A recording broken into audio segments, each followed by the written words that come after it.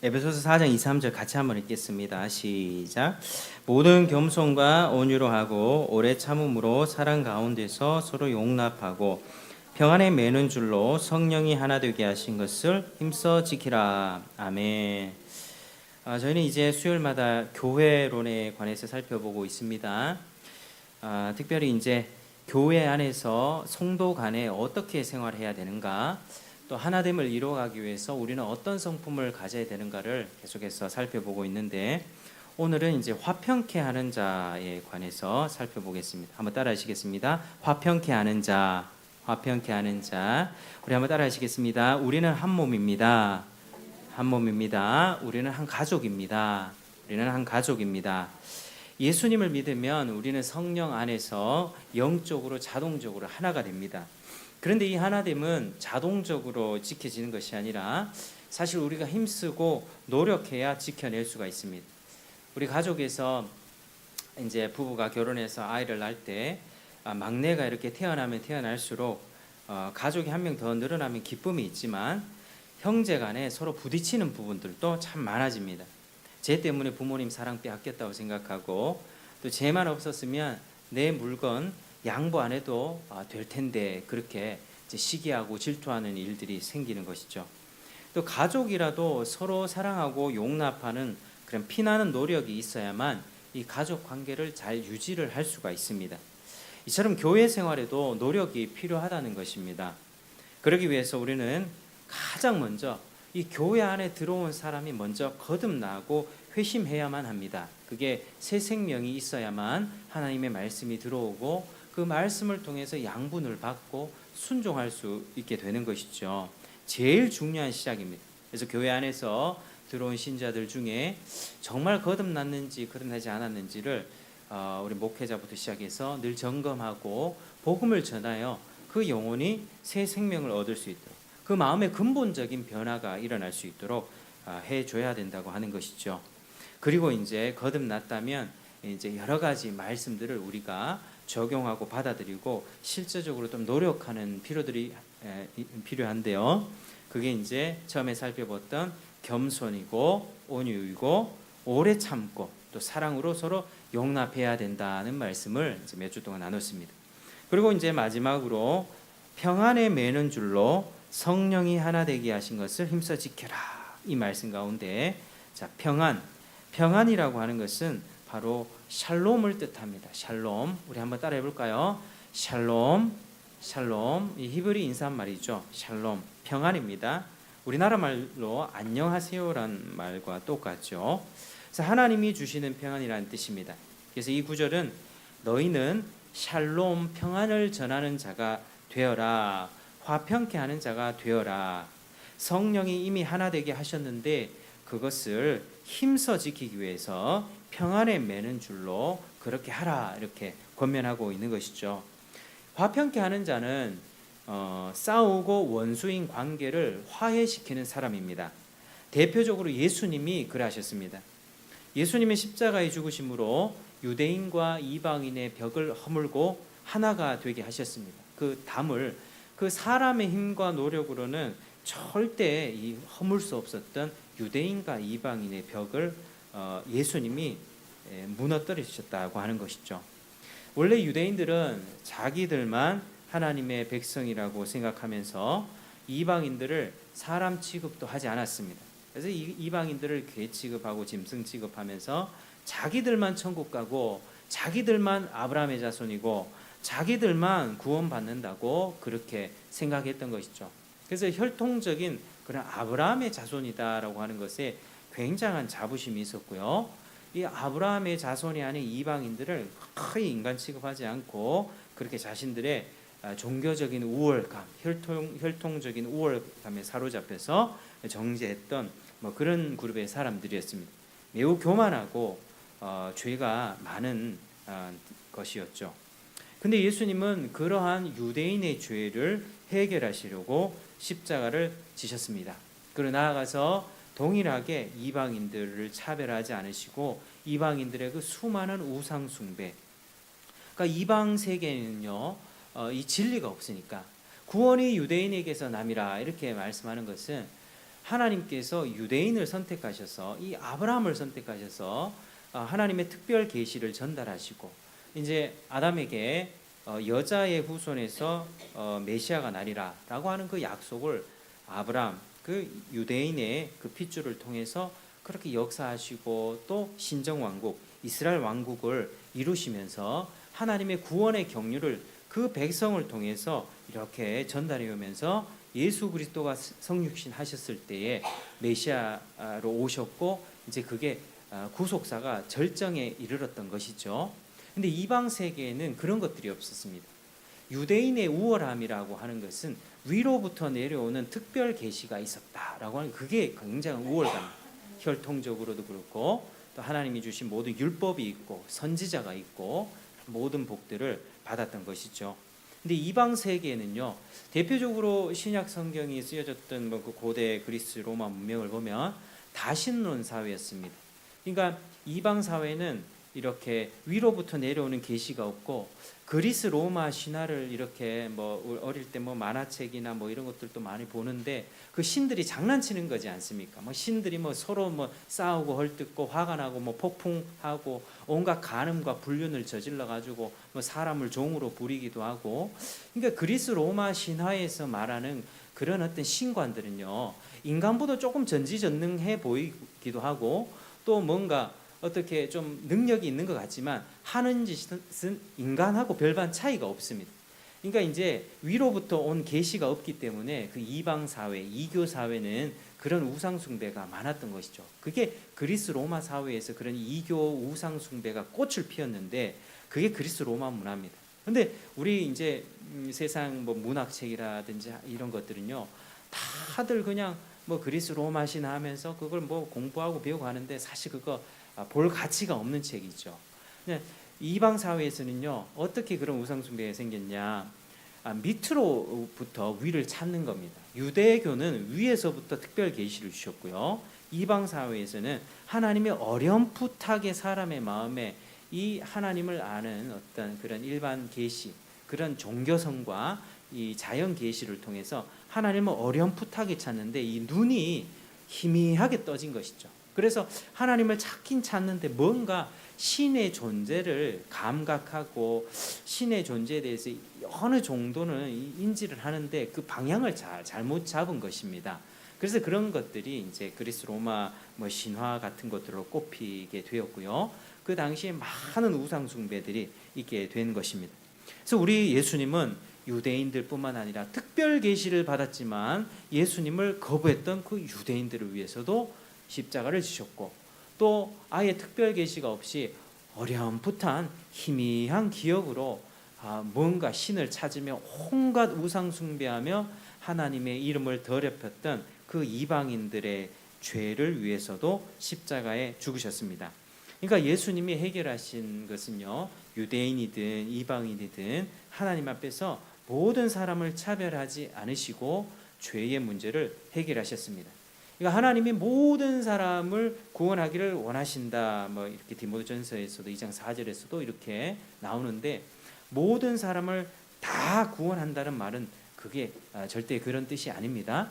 유대인이나 이방인이나 헬라인이나 로마인이나 이렇게 남자나 여자나 인종이나 민족이나 차별치 않고 모두를 구원하기를 원하신다라는 뜻이지 모든 사람을 다 구원한다는 뜻은 아닌 것이죠. 그래서 어찌됐든 예수님은 유대인, 이방인, 뭐 로마인, 헬라인 상관없이 모든 죄를 다 해결하셨습니다. 그래서 누구든지 예수님을 믿으면 죄를 용서받고 하나님 앞에 설 수가 있게 되는 것입니다. 그리고 하나님을 믿는 사람들끼리도 한 몸이 되었고 서로 사랑하는 교회가 되는 것입니다. 그래서 우리가 외국 나가보면 참 귀한 경험들이 한 번도 만나본 적이 없지만 단기 선교 가서 짧은 영어로 그 나라에 믿는 사람과 대화를 하면 그게 너무 기쁜 거예요. 너무 즐겁고 요즘에 여기서도 이제 외국 사람들이 참 많이 있죠. 저 어저께 이제 길거리에서 이렇게 전도하다가 뭐 이렇게 누구를 만났는데 한국 할머니처럼 생겼는데 보니까 필리핀 할머니더라고요. 그러니까 한 60대 정도 된 것 같아요. 그래서 막 짧은 영어로 막 하는 거예요. 영어 하는 걸 또 즐거워하니까 영어 잘 못하는데요. 그냥 즐거워요. 그냥 그 외국 사람들과 얘기하고 언제 왔냐 어떻게 왔냐 하니까 그 필리핀 할머니가 이제 자기 손주 봐주러 필리핀에서 여기까지 왔다 하더라고요. 그래서 속으로 이 할머니 한국 할머니처럼 그렇게 돼 가는구나.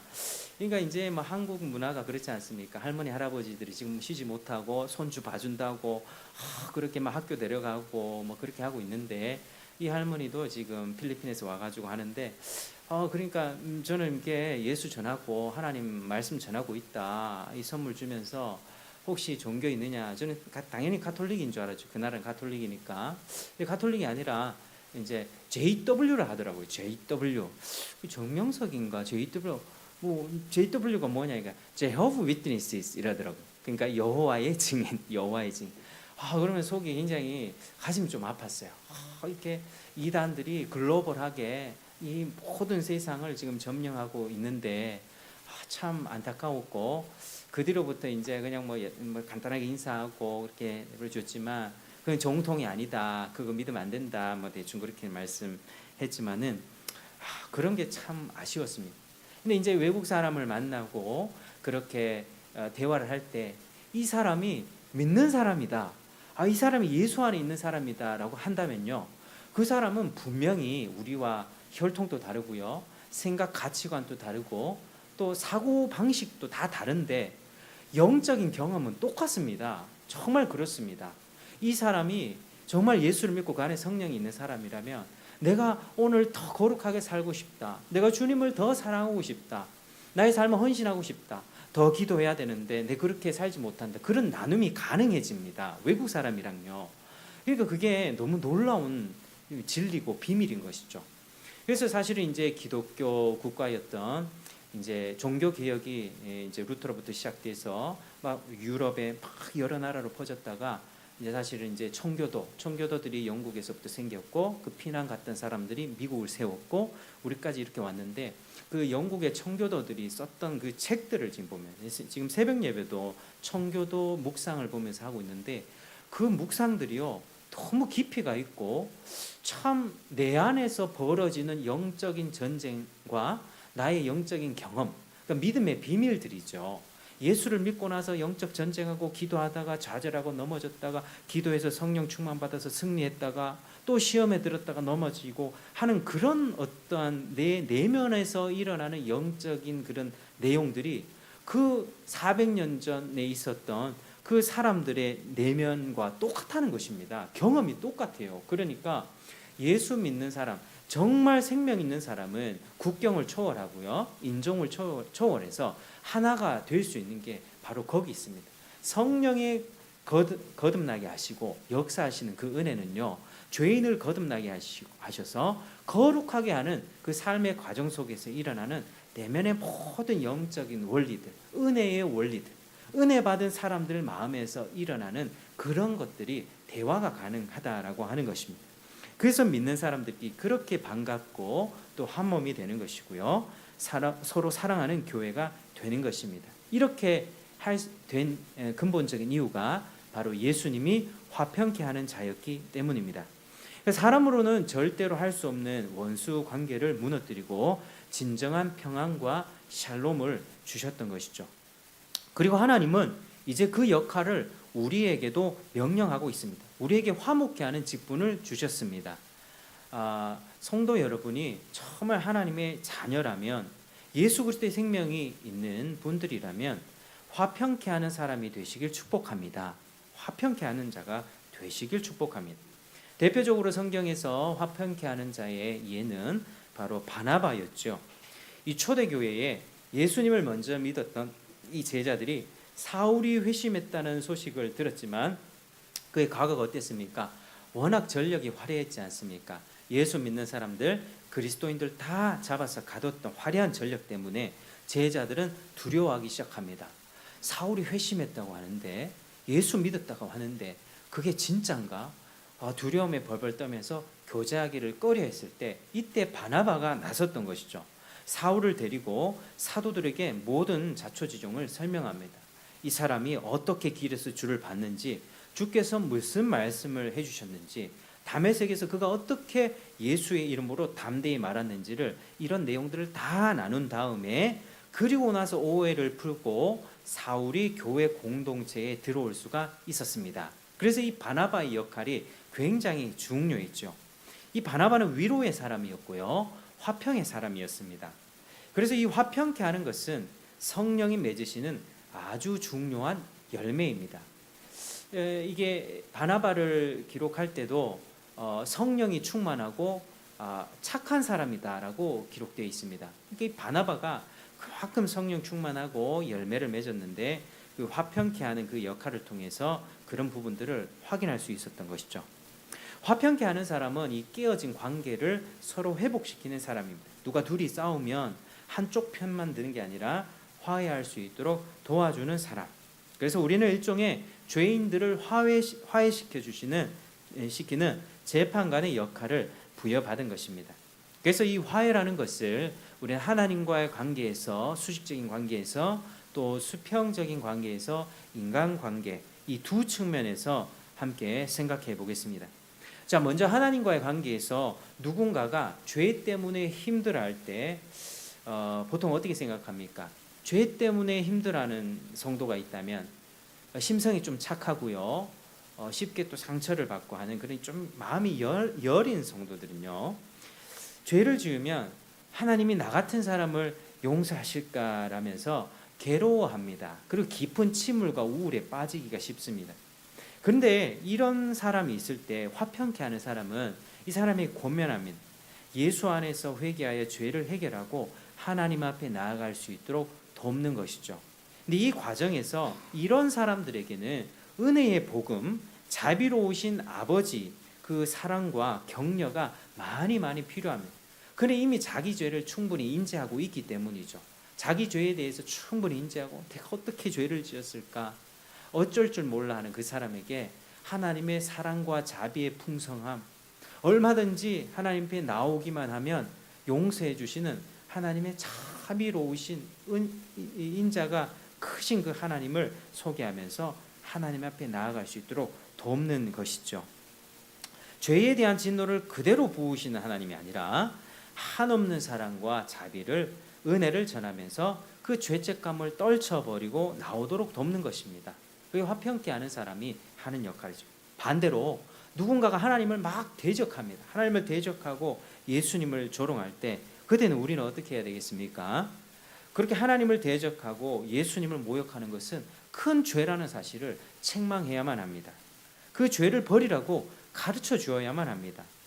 특히 교회 안에 몸담고 있는 사람이 어떤 일로 인해서 주님을 욕한다, 그러면 우리가 단호하게 좀 이야기를 해줄 수 있어야만 합니다. 그 사람과 하나님이 진정한 화평을 이뤄내기 위해서 내가 혹여나 그 사람으로부터 싫은 소리를 듣는다 할지라도 그 영적인 갈등과 전쟁을 내가 감당하는 사람이 바로 화평케 하는 사람입니다. 화평케 한다고 무조건 착한 사람 아닙니다. 화평케 하고 또 온유한 사람이 무조건 착한 게 아니고요, 정말 하나님 안에 열매를 맺고 성령의 성품이 있는 사람은 전쟁할 때는 전쟁할 수 있어야만 합니다. 그건 아니라고 얘기할 수 있어야만 되고요, 하나님의 기준에 하나님을 대적하는 자, 아니 세상 사람들 아예 하나님을 모르면서 살아가고 있던 사람들이 그러는 것은 우리가 이해하지만, 교회 안에 몸담고 있으면서 오랫동안 함께 신앙생활을 해오던 그 지체가 주님을 욕하고 그렇게 비방한다, 우리가 가만히 있을 수 있겠습니까? 온유한 말로, 또 때로는 좀 단호한 말로 그렇게 그 죄를 지으면 안 된다고 우리가 일러줄 수 있는 것이 바로 화평케 하는 사람이죠. 그래서 화평케 하는 사람이 상대의 영적인 상태에 따라서 하나님께 어떻게 인도해 줄 수 있는가, 그 방향도 달라지는 것입니다. 그 사람이 주께 돌아올 수 있도록 기도해 주고 복음을 바르게 제시하고, 누구에게는 이 은혜의 복음이 필요하지만 누구에게는 이 진노하신 하나님의 죄에 대한 책망이 또 강하게 필요한 사람들이 있습니다. 죄에 대해서 쉽게 생각하고 믿으면 구원받고 믿으면 천국 가는데 죄 좀 지어도 괜찮다, 구원파식의 믿음을 가진 사람들에게는 죄에 대한 책망을 많이 해줘야만 합니다. 그 죄값이 얼마나 무서운 것인가, 그 죄값 때문에 예수님이 지옥의 형벌을 받으셨다는 것을, 그들은 자기 나는 값없이 구원받았네, 나 구원받았네, 공짜로 구원받았네, 죄 좀 지어도 괜찮네, 과거 현재 미래 다 용서받았으니 나는 괜찮네, 회개도 안 해도, 이거 어떻게 되겠습니까? 그 사람들에게는 찔러줘야 되는 것이죠. 그렇게 살다가 지옥 간다고, 그렇게 살다가 하나님 모독하지 말라고 구원파식의 사람들에게는 그런 메시지가 필요한 것이죠. 그래서 죄에 대해서 벌벌 떨고 무서워하는 자에게 하나님의 무한하신 은혜, 목마른 자도 오고 값없는 자, 너희들 원하는 자는 두고 나오라, 그러면 값없이 생명수를 주겠다. 예수님이요, 우리가 값없이 구원을 받지만 우리 받는 입장에서는 공짜로 받잖아요. 그러나 예수님이 값을 다 치르셨습니다. 자신의 고귀한 생명과 피로서. 그래서 우리가 그런 부분들을 잘 분별해서 상대방의 영적 수준에 맞게끔 하나님과의 관계를 회복시켜 주기 위해서 도와주는 사람, 그게 화평케 하는 사람이죠. 자, 두 번째, 우리 인간관계 측면에서 생각해 볼 때 화평케 하는 사람은요, 이 사람의 이야기도 들어주고 저 사람의 이야기를 들어주면서 하나님 앞에서 그 각자의 자기 잘못을 회개하면서 서로 용서하고 용납할 수 있도록 돕는 사람, 그게 화평케 하는 사람이라고 할 수 있습니다. 오늘날 우리 사회의 분위기가 어떻습니까? 인본주의. 여러분, 오늘날 우리 사회에는요, 지금 모든 거 억압과 대립의 구조로 가고 있습니다. 여러분, 사회를 한번 잘 보십시오. 회사에서 자본을 가진 사장님과 노동자의 갈등을 조장하지 않습니까? 학교에서 학생과 선생님의 갈등을 조장하지 않습니까? 사회가 구조를 그렇게 한번 보십시오. 가정에서 부모와 자식 간의 갈등 조장하지 않습니까? 요즘에 학교에서 애들이요, 집에서 엄마가 이렇게 해처리하면 신고해라고 가르칩니다. 그렇게 가르칩니다. 인권이라는 이름으로요. 근데 이게 지금 현재 우리 속에 들어와 있는 이 네오막시즘이라고 하는 것이에요. 네오막시즘, 문화막시즘.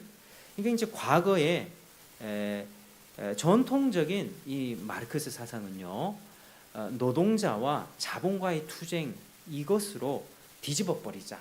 저 돈 있는 것들 다 두드려 패가지고 잡아가지고 모든 것을 평등하게 이루자. 이걸 이제 전통적인 마르크스주의를 한다면, 요즘에 우리 가운데 들어온 문화적인 마르크스 사상은요, 바로 이런 것입니다.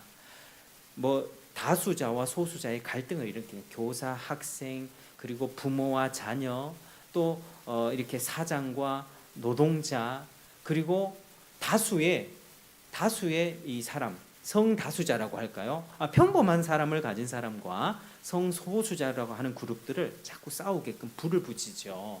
이게 이 사회는 그런 사상 속에서 사람들의 생각과 지금 행동들이 굉장히 많이 변질되어 가고 있습니다. 그러니까 누군가가 서로 딱 싸웠을 때는요, 자기 어떤 잘못을 인정하기가 힘든 시대가 지금 되었습니다. 그런데 우리가 가만히 생각해 보면요, 내가 100% 잘못한 경우는 많이 없거든요. 예를 들면 이런 게 100% 잘못한 겁니다. 내가 태어났는데 우리 부모가 만약에 에이즈가 걸려가지고 내가 태어날 때부터 에이즈를 갖고 태어났다. 이거는 100% 자기가 뭐 이렇게 자기 잘못은 없는 것이죠. 뭐 그런 경우. 그러나 대다수 우리가 살아가는 과정에서 보면 뭐 이렇게 따지지 않습니까? 뭐 네가 잘못했니? 네가 잘못했니? 막 서로 따지고 하는데요. 그리고 전적으로 내가 피해자다라고 얘기를 하는데 따져보면 그거 아니거든요. 부부 관계에서 어떤 사람이 굉장히 막 어떤 아내가 막 폭행 가운데 이혼의 위기가 갈 만큼 되게 막 이렇게 힘든 과정을 겪는다 칩시다. 누가 봐도 이 남편 나쁜 놈이고 이 남편 죽어야 되고 저거는 당연히 이혼 사유가 되고 막 이야기합니다. 그런데 잘 생각해 보면요, 그 결혼을 처음에 그 결혼 관계를 맺었던 그 여인에게도 조금의 책임은 있는 거죠. 그러니까 전적으로 제가 하고자 하는 말이 뭐냐면 그런 겁니다. 내가 전적으로 피해자야. 나는 이 사회로부터, 국가로부터, 가정으로부터 모든 피해를 받았어. 나는 보상을 받아야 돼 라고 얘기하는 그 사람, 나는 잘못이 없어 라고 얘기하는 그 사람 마음 가운데서도 자기에게도 어느 정도 책임이 있다라고 하는 것입니다. 그러니까 오늘날 우리가 이 사람과의 관계를 참 중재해 줄 때에 참 솔로몬의 지혜가 필요합니다. 또 누구의 편을 그냥 드는 것이 아니라 공평하고 정의롭게 판단하고 사회를 중재할 수 있는 능력이 필요한 것이죠. 자녀를 키우다 보면 참 이런 능력이 필요하다는 때가 참 많이 느껴지는데, 그래서 우리는 하나님 앞에 기도하면서 어떻게 하면 이 사람과 이 사람을 화해시켜 줄 수 있을까를 또 고민하고, 또 교회 안에서 갈등이 있는 그룹들 있잖아요. 교회에 있는데 갈등 보면요, 저 사람이랑 절대 말 안 할 거야. 예상외로 이 교회에 이런 게 많습니다. 분파가 많습니다. 겉으로 막 표출해서 문제가 될 때도 있지만 은연중에 저 사람 시기하고요, 질투하고 이런 파당들이 많이 있는데, 그런 가운데 우리가 그것을 연결해주는 그런 사람들이 되어줘야 된다라고 하는 것이죠. 그래서 인간관계 속에서, 성도 간의 관계 속에서 화평케 하는 자들은 진리 안에서 사람들을 하나로 묶습니다. 어떤 사람들은 누구를 욕하면서 분열을 일으키면서 그 증오와 미움의 에너지를 통해서 한편으로 만듭니다. 누구를 막 욕해요. 욕하는 사람들이 한편에 모여서 우리는 한편인 것처럼 막 얘기하지만, 그러나 그 에너지는요, 사탄의 에너지입니다. 그게 오늘날 정치 논리죠. 다 사람들 갈등시켜가지고 내 편을 만들어서 막 뭐든 어떤 쪽에는 촛불 들라고 하고요, 어떤 쪽에는 태극기 들라고 하고요. 이게 막 좌로 갔다가 우로 갔다가 지금 엉망입니다, 엉망. 그러니까 우리는 이런 갈등과 증오와 분노의 에너지를 가지고 한 편을 먹고 또 저 사람 한 편 먹고 하는 그런 사람들의 행태를 따르면 안 되는 것이죠. 화평케 하는 자들은요, 진리 안에서 두 사람이 사랑할 수 있도록 주 안에서 각자 자기가 회개하고 마음을 주님 앞에 성결케 하고 둘이 하나가 될 수 있도록 하는 것이 바로 화평케 하는 사람들입니다. 그래서 예수님이 인간적으로 불가능했던 유대인과 이방인들을 하나 되게 하셨던 것처럼, 화평케 하는 자들은 주님을 미움과 증오를 통해서 자꾸 자기 편을 만들어내고 저 사람하고 어울리지 마라, 이런 어떤 짓을 하고 있는 성도라고 불리는 사람이 있으면 그 사람의 신앙은 사실 되돌아봐야 되는 것이죠. 그걸 즐거워한다면, 은근히 분열을 일으키고 은근히 내 편 만드는 걸 좋아하고 이 갈등 그것을 좋아하는 것, 내가 미워하는 사람 네가 미워해지면 그것 되게 기뻐하고 즐거워하는 것, 그렇게 한다면 그 사람은 필히 사탄에 속한 자라고 확신 있게 얘기할 수 있습니다. 그 사람 거듭나야만 합니다. 자, 사랑하는 여러분, 오늘날에는 증오와 미움이 넘쳐납니다. 시기하고 질투하고요, 또 비방, 살인, 폭력. 그래서 지금은 세상에 이 바나바와 같이 화평케 하는 사람이 필요합니다. 하나님 앞에서 죄로 인해 깨어진 사람들, 하나님과의 관계에 깨어진 많은 사람들, 지옥 가는 사람들 너무 많기 때문이죠. 우리 성도님들이 그렇게 하나님과의 관계를 중재해주고 또 화평케 해주는 복음 전도자로서의 역할들을 잘 감당하시길 축복합니다. 정말 복음을 전해야 돼요. 복음을. 왜? 결신자를 얻기 위해서입니까? 요즘 결신자 잘 안 얻어집니다. 이건 현실이에요, 현실. 결신자를 얻기 위해서 내가 이만큼 노력했으니까 안 되더라고요. 그러나 주님의 명령이기 때문에 해야 합니다. 그걸 통해서 주님의 살아계심을, 하나님을 섬기는 바알에게 무릎 꿇지 않고 세속에 무릎 꿇지 않고 세상을 따라가지 않는 그런 7,000명의 남은 자들이 여기 있다. 지금 이 세상 속에서 화려한 바벨론 문화가 되면서 인공지능 발전하고요, 모든 것이 발전하고 이 세상을 유토피아처럼 만들어줄 것 같은 그 세상을 따르지 않고, 그래도 나는 주님을 따라갈 것이고 코로나가 와도 대면 예배를 지킬 것이고 하나님을 향한 이 사랑을 끝까지 지켜낼 것이다 라고 하는 사람들이 여기 있다 라고 하는 것을 보여주기 위해서 전도하는 것입니다. 그렇게 전해야 되는 것이죠. 만약에 그걸 자꾸 따지면 우리는 어떻게 에너지 빠져서 어떻게 살겠습니까? 하나님 뜻대로 말씀을 전하시고 주변의 관계가 틀어지고 지옥 가는 인생들을 주께 돌이키는 여러분 되기 바랍니다. 하나님과의 관계로 회복시키는 여러분 되기 바랍니다.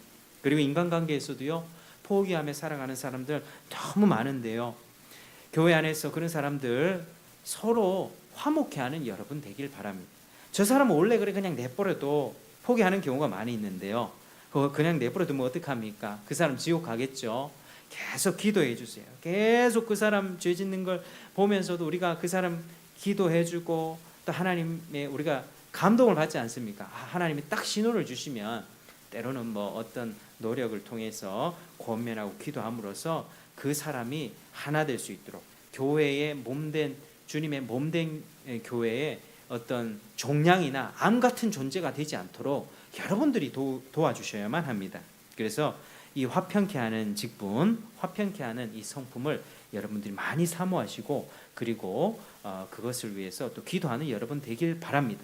그렇게 살아갈 때 그게 복된 인생이고 화평케 하는 자는 복이 있나니 그들이 하나님의 아들이라 일컬음을 받을 것이며 주님 말씀하셨습니다. 여러분 모두가 그런 사람이 되길 바라고 오늘 이 밤에도 또 기도하실 때에 또 그런 여러 가지 문제들 가지고 하나님 앞에 기도하며 복음의 능력을 힘입어 살아가는 여러분 되시기를 주의 이름으로 축복합니다. 기도하겠습니다. 하나님 감사합니다. 오늘